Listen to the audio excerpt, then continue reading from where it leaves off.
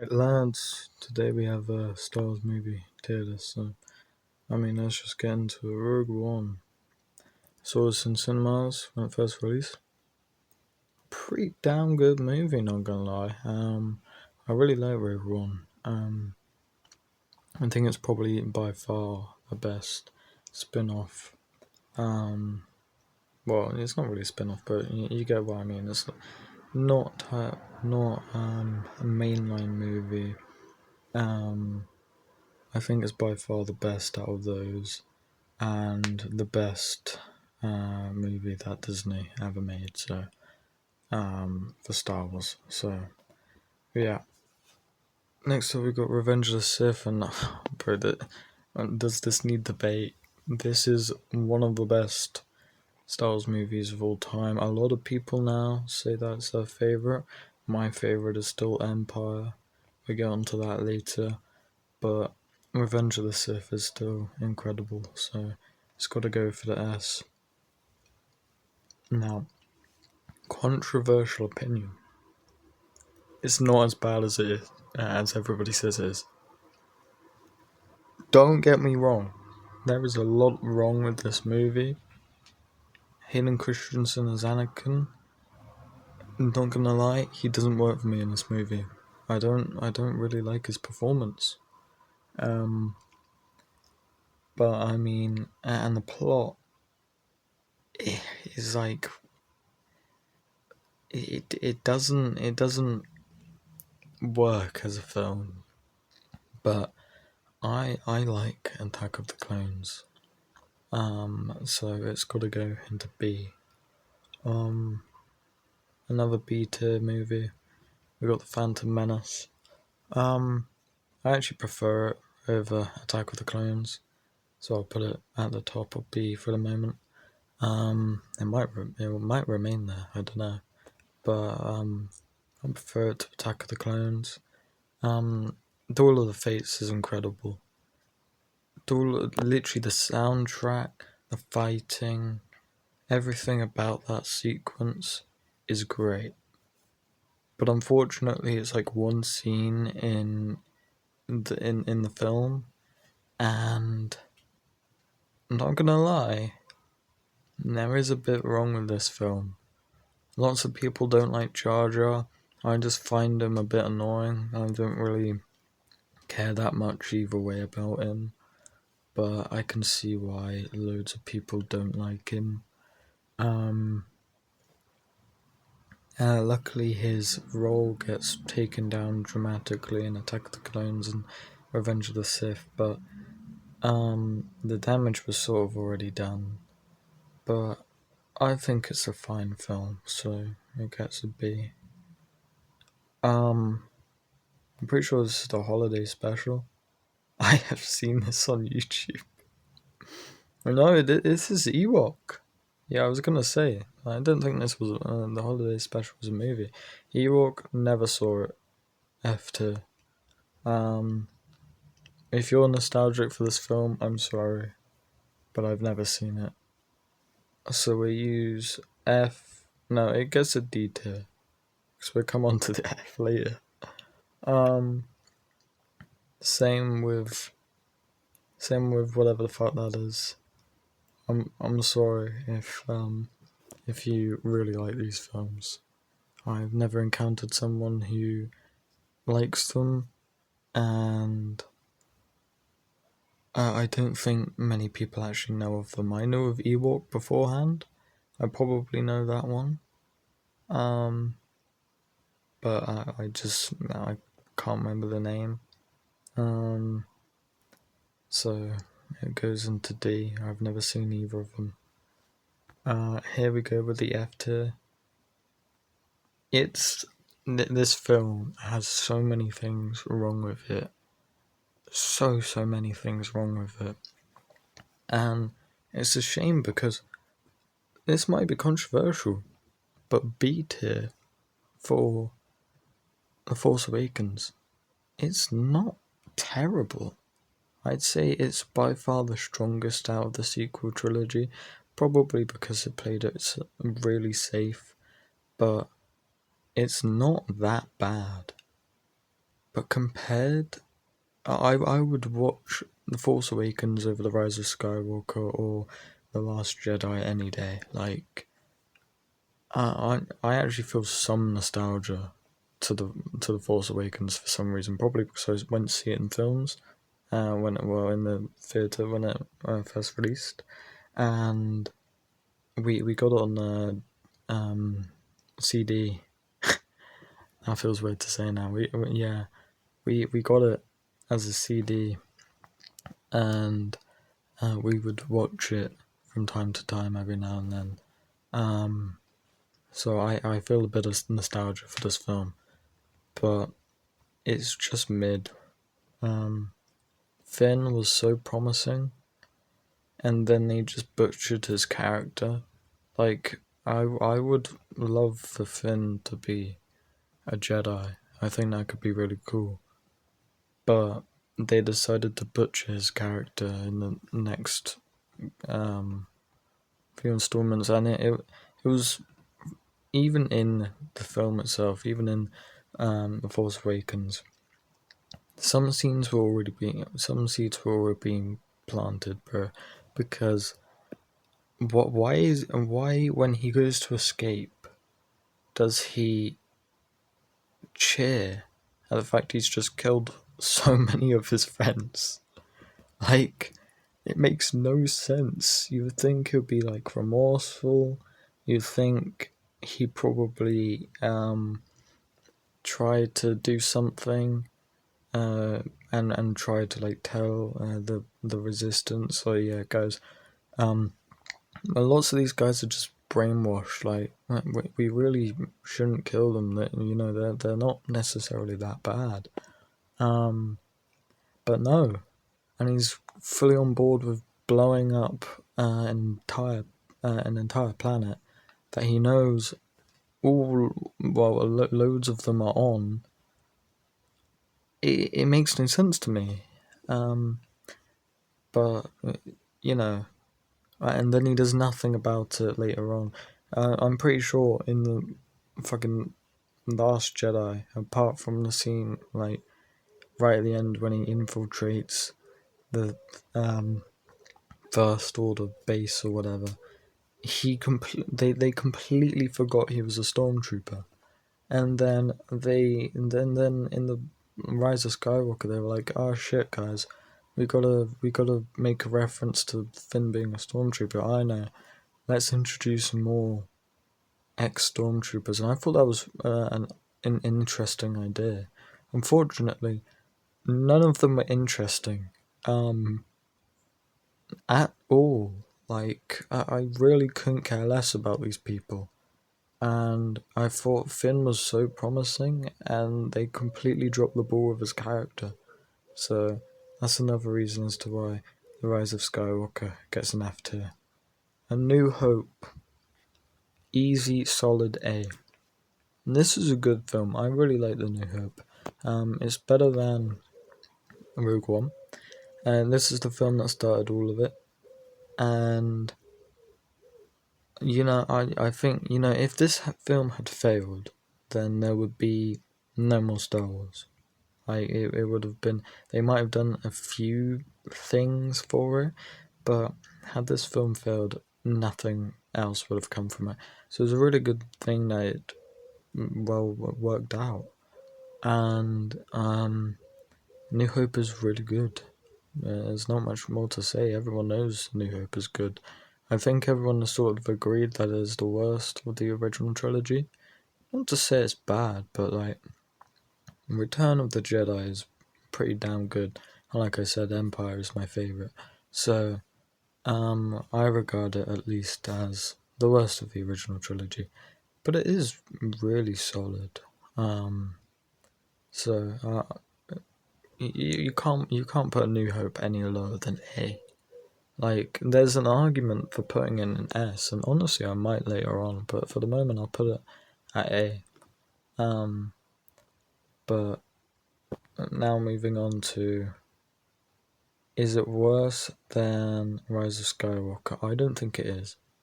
I'm still putting it in F, but it's not as bad as The Rise of Skywalker. Don't get me wrong, this film has so many issues. Like, so many fucking issues. The Rise of Skywalker had a bunch as well. Like, at least commit to something. That's the thing. They never commit to anything. When I watched The Rise of Skywalker when it released, and I saw the the scene where Chewie supposedly dies, like Rey kills him with the Force lightning, I thought, that is such a like a cool scene. Like, Chewbacca has just died. Nah, not another shuttle. Really? We were never shown for. I can't really remember. I haven't watched the film since the cinema. It's just that bad, and so I might just be making this up, but I'm pretty sure that we were only shown one shuttle. This is the most Deus Ex Machina thing ever. Like, he's literally just been saved with no prior inclination as to why. And a film that I actually watched earlier today, because today is the 13th of July, 2026, and Sam Neill, the guy that played Alan Grant in Jurassic Park, died today, if you didn't know. So I watched Jurassic Park, and what I saw was like everything in Jurassic Park, everything that happens has been built up to beforehand. That scene with the T-Rex skeleton at the end,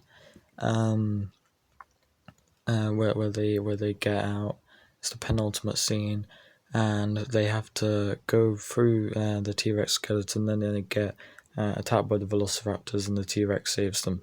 Yeah, that you might not think, oh well, that's not going to be important, but it's and you might think, oh well, where's this skeleton come from? It's in quite a few of the shots of like the foyer part of that. So they've been like silently building up to it throughout the film. I thought that was really cool because most people would just like go, oh, there's a T-Rex skeleton, I guess that's kind of all cool, and then forget about it. But the fact that it actually plays into a bit of the film later on is a really good touch. So this film has no build up to anything. Things just happen for some reason, and that happens in all of the sequel trilogy. And I think it's the most prevalent in The Rise of Skywalker, but it happens quite a bit too in The Last Jedi. And God, Admiral Holdo, bro. Holy shit. This woman was actually crazy. Poe was completely in the right. Like, I don't know why the film and everybody in it decided, oh nah, Poe's completely in the wrong. He had such a good point. Why, if you are leading these people, if you are trying to make sure that they are safe and that they trust you, would you not tell them what you are doing? It makes no sense. No wonder Bruce staged a coup. Like, but but for some reason, for the sake of the plot, because they can't figure out any better writing, she can't tell him the plan. It makes no sense.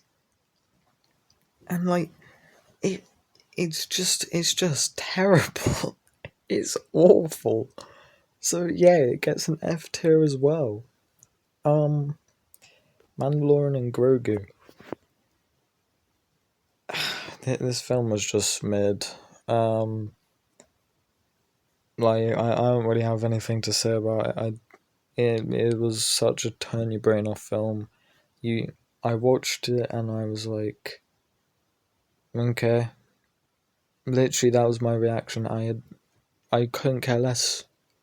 I genuinely just couldn't care less. I think I probably in the film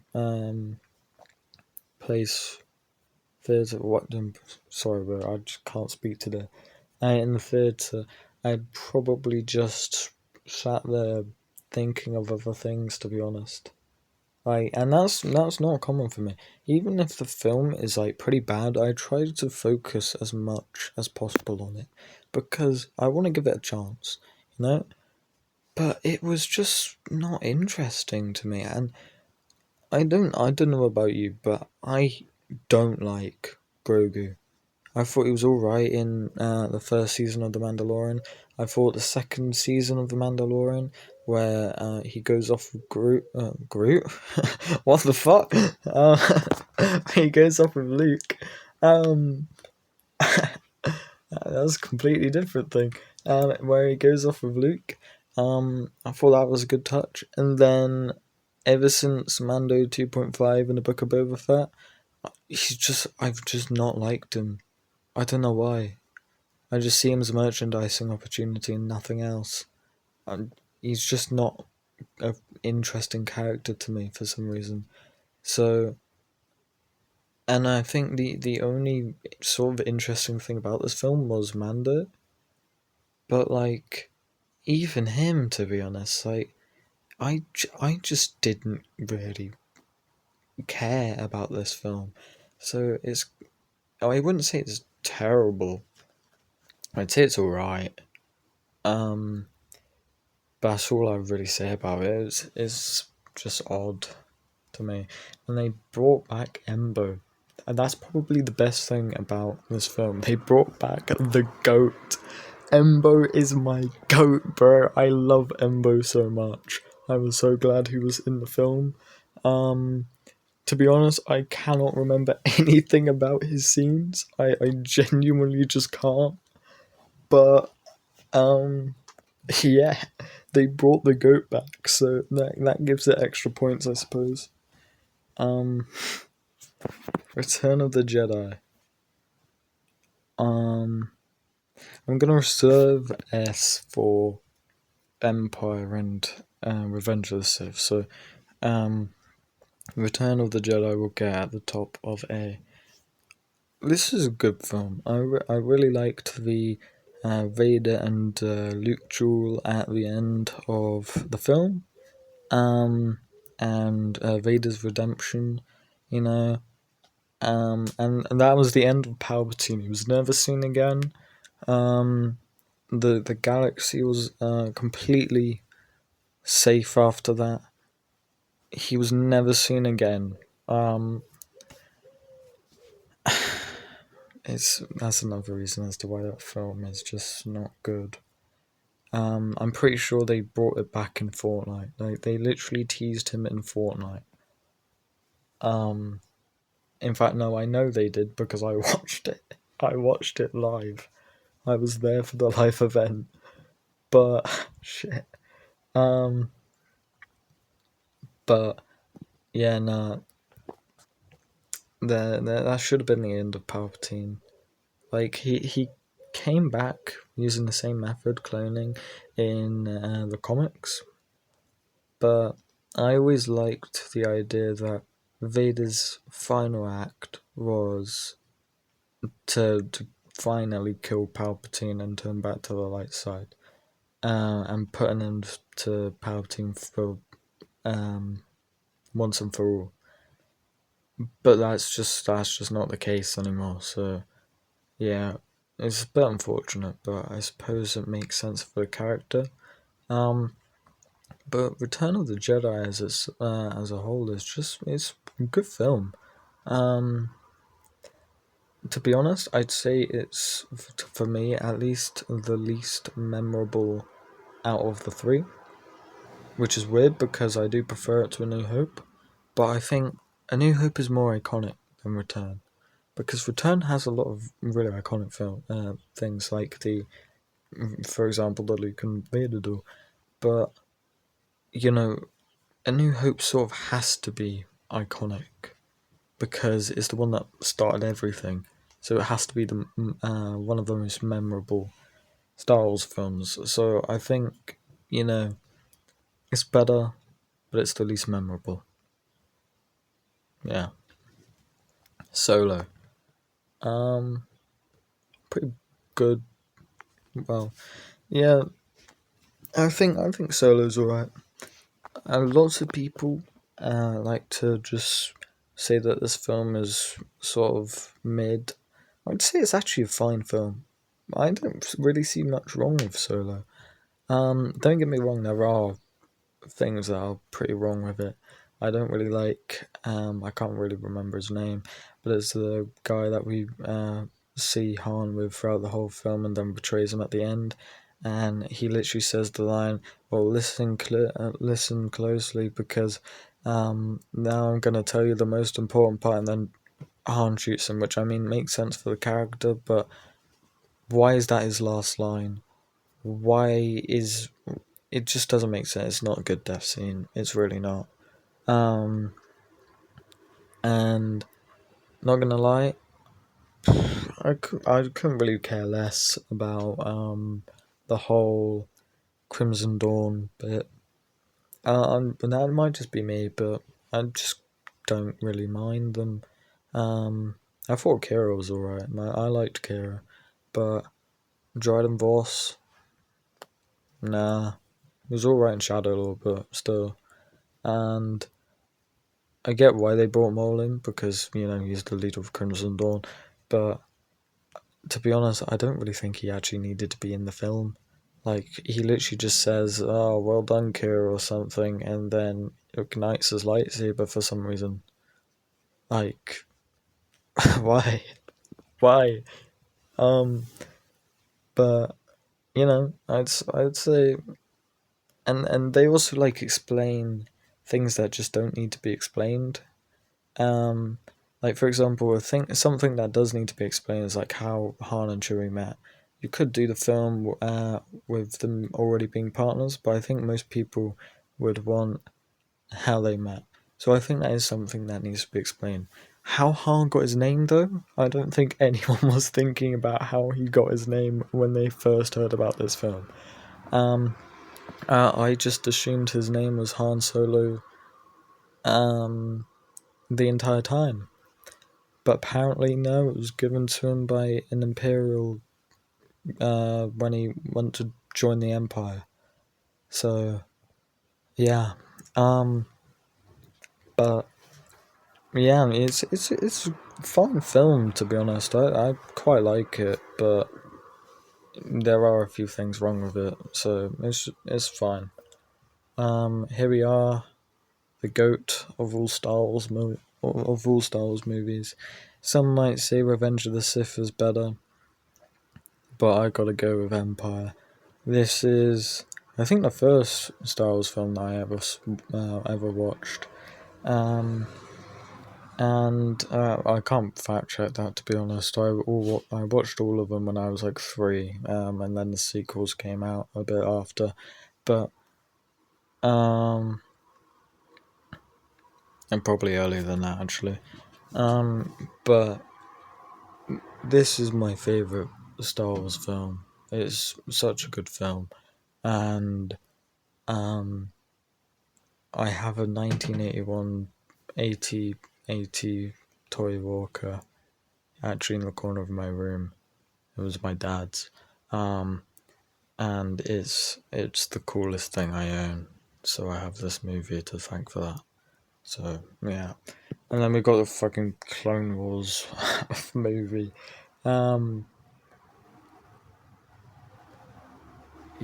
Yeah, let's just put it in D tier. This realistically just should have been some of the episodes in season 1, and I'm pretty sure it was, but George Lucas decided now, bro, it's got to be a movie. Which I mean, fair enough, but I literally can't remember anything about this film. I know there was the Battle of Christophsis, um, and Jabba the Hutt's son got kidnapped, who we see in The Mandalorian and Grogu. Aside from that, no idea. Literally no idea. I can't remember anything about this film. This really should have just been like the first few episodes of the Clone Wars,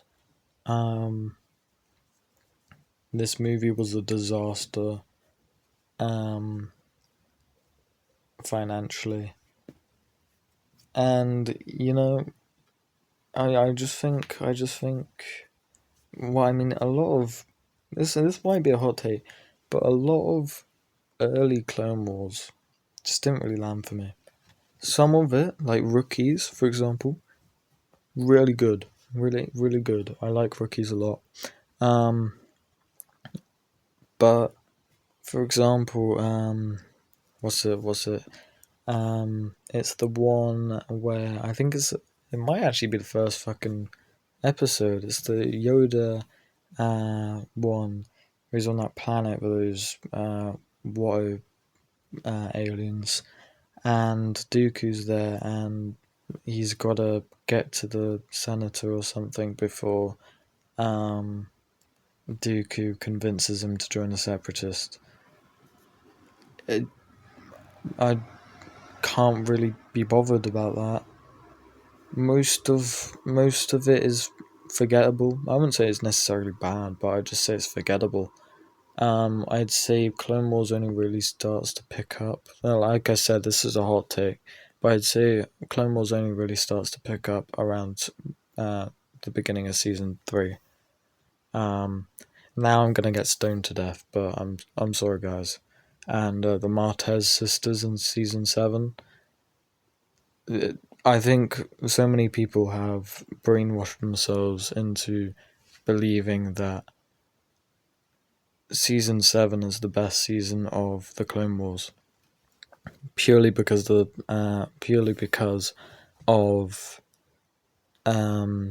the fucking Siege of Mandalore arc. And I mean, I would agree with you, to be honest. It was either that or season 5. Season 5 is such a good season. Probably season 5 is the best. But I think, and to be honest, for quite a while, I completely forgot about the other things, and that I thought it was just like a short season of a few episodes, um, and it was just the Siege of Mandalore. And if it was just the Siege of Mandalore, then yes, it would be the best. But unfortunately, we have to spend like 3 to 4 episodes with the Martez sisters, and oh my god, they are the least interesting characters in the entire fucking world. Um, I really could just not care less about them. Um, so there are a few things in like later seasons that just don't land for me. But and the Bad Batch one, I think it's a good introduction to the characters. Um, but to be honest, I can't really care less about it. But it does bring back the Go Echo. So for bringing back Echo, it it gets a solid like 6 out of 10 for me. But yeah, I just can't really care less about that one. Um, but like I'd say the most perfect season of Clone Wars is season 5. Um, it's just great. We all know why it's great. I don't need to explain anything about it. We all know that it's just great. Even if you don't think it's the best season, you know it's great. So, yeah. Anyway, I've rambled for 30 minutes. So, yeah.